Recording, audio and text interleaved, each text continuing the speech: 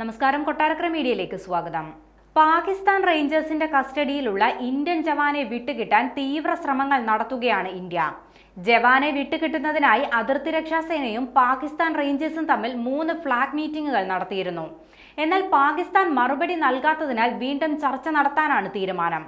അതിനിടെ ജവാനെ കസ്റ്റഡിയിലെടുത്തതുമായി ബന്ധപ്പെട്ട വിവരങ്ങൾ BSF director general Daljith Chaudhary ആഭ്യന്തര സെക്രട്ടറി ഗോവിന്ദ് മോഹനെ അറിയിച്ചു. പഞ്ചാബിലെ ഫിറോസ്പൂരിലെ BSFന്റെ 182ാം ബറ്റാലിയനിലെ ജവാൻ പുർനാം സാഹു ബുധനാഴ്ചയാണ് പാക് പട്ടാളത്തിന്റെ കസ്റ്റഡിയിലായത്. ജവാനെ തിരിച്ചു കിട്ടാൻ പ്രാർത്ഥനകളുമായി കഴിയുകയാണ് കുടുംബം. 3 ആഴ്ച മുൻപാണ് പുർനാം സാഹു അവധി കഴിഞ്ഞ് മടങ്ങിയത്. അതിർത്തിയിൽ കിസാൻ ഗാർഡ് ഡ്യൂട്ടിക്കിടെയാണ് സാഹു പാകിസ്ഥാൻ പിടിയിലാകുന്നത്. പഞ്ചാബിലെ ഇന്ത്യ പാക് അന്താരാഷ്ട്ര അതിർത്തിയിൽ നിന്നാണ് ഇദ്ദേഹത്തെ കസ്റ്റഡിയിലെടുത്തത്.